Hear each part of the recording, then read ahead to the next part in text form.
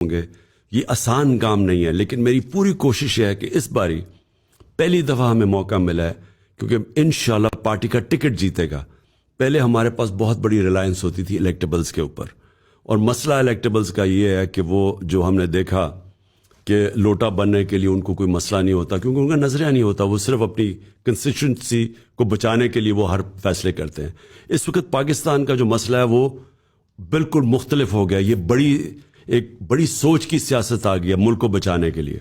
اس لیے جو ٹیم میں رکھنا چاہتا ہوں اس کے اندر نظریے کو بھی دیکھوں گا، وفاداری کو بھی دیکھوں گا، اور پھر خاص طور پہ یہ بھی دیکھیں گے کہ انہوں نے پہلے جب موقع ملا تو انہوں نے کوئی کرپشن تو نہیں کی، تو وہ میں ایکسرسائز کر رہا ہوں. میں اس کو کلوز کرنا چاہوں گا. آئی نو کہ آپ کے آگے اگلی میٹنگ بھی ہے. ایک سوال لاسٹ. ایک سوال میرا بڑا پرسنل ہے.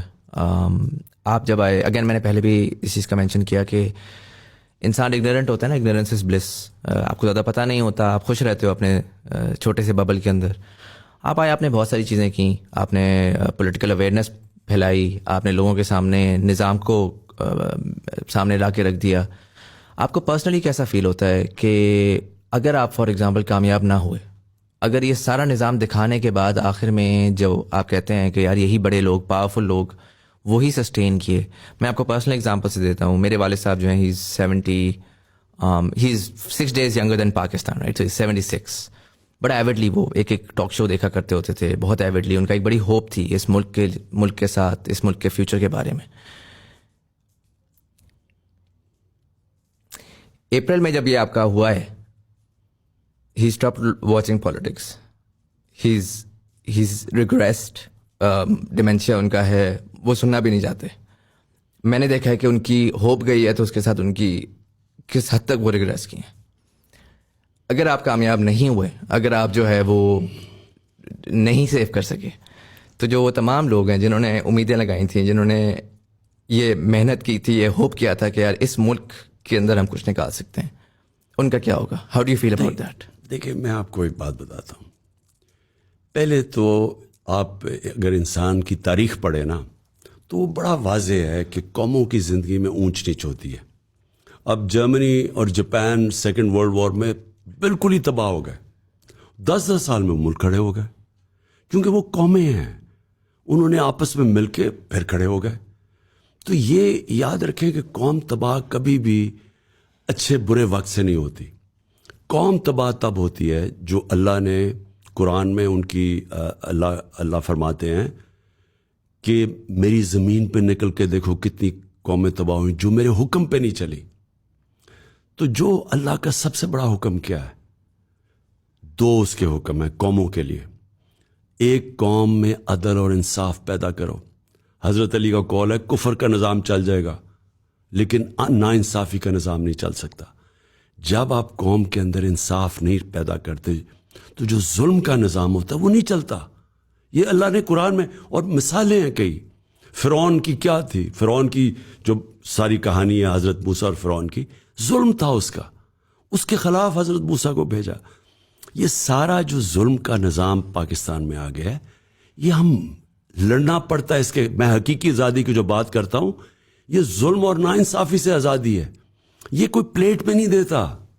یہ ہمیں مایوس ہو کے اگر ہم سمجھیں گے گھر بیٹھ جائیں گے، یہ ملک ٹھیک نہیں ہوتا. قرآن میں اور اللہ نے کہا ہے میں کبھی کسی قوم کی حالت نہیں بدلتا جب تک وہ خود اپنی حالت بدلنے کی کوشش نہیں کرتی. ہم اگر چپ کر کے بیٹھ جاتے ہیں اور یہ ظلم قبول کر لیتے ہیں، ہم ختم ہو جائیں گے. ہم جینوئن کراس روڈز پہ پہنچ گئے ہیں. اللہ نے ہمیں چیلنج کیا کہ اب تم کیا کرو گے؟ کیا تم چپ کر کے ہار مان جاؤ گے، یا تم اپنی حقوق اور انصاف کی جنگ لڑو گے، حقیقی آزادی کی؟ میری جو ساری زندگی کی ٹریننگ ہے، میں آپ کو آخر میں بتاؤں. اچھا، اس کے دوسرا جو چیز ہے وہ امر بالمعروف. اللہ کا حکم ہے کہ اچھائی کے ساتھ کھڑے ہو. اللہ نے کبھی آپ کو یہ اجازت نہیں دی نیوٹرل رہنے کی. جب حق اور باطل کا ہوتا ہے، آپ کو کھڑا، اللہ کا حکم ہے حق کے ساتھ کھڑے ہو، ظلم کے خلاف کھڑے ہو، آپ بدی کے خلاف جنگ لڑیں، جہاد لڑیں. تو معاشرے نے انصاف کے لیے، اس کے لیے آپ کو جدوجہد کرنی پڑتی ہے. اور دوسری چیز کہ دیکھیں، میری ٹریننگ ساری ہے کہ جب میں میچ کھیلنے جاتا تھا تو میں ہمیشہ سمجھتا تھا کہ میں جیتوں گا. دو مائنڈ سیٹ ہوتے ہیں. ایک میچ میں انٹر کرتا تھا کہ میں ہار نہ جاؤں, اس کے سارے نیگیٹو کہ میں ہار گیا تو کیا ہوگا, میں کبھی ایسے نہیں سوچتا. میں سوچتا تھا کہ اگر جیت گیا تو میں کیا ہوگا. تو اس کا مائنڈ سیٹ مختلف ہوتا ہے, وہ پازیٹیو ہوتا ہے, وہ سارا وقت اپرچونٹیز دیکھ رہا ہوتا ہے جیتنے کی. جو یہ آپ بات کرتے ہیں نا کہ ہم اگر ہار گئے تو کیا ہوگا, تو وہ تو کچھ بھی ہو جائے گا. ہارنے تو آپ کا سارا نیگیٹو ہوتا ہے, آپ ڈر کے زندگی گزارتے ہیں. جو جیتنے والا ہوتا ہے اس میں دلیری ہوتی ہے, وہ سمجھتا ہے کہ جو بھی چیلنج آئے میں ہرا دوں گا ان کو, اور وہی لوگ جیتتے ہیں, چاہے وہ بزنس میں ہو, دنیا میں ہو. کبھی بھی نیگیٹو مائنڈ سیٹ سے کوئی نہیں جیت سکتا. تو میرا تو کبھی میرے میں شک ہی نہیں ہوا کہ یہ ایک دن پاکستان ایک عظیم قوم بنے گی, اور انشاءاللہ ہم سٹرگل کر کے بنائیں گے اس کو. چلیں سر, I hope we can see that. Thank you so much for being part of the show and sharing all that insight. Thank you. And for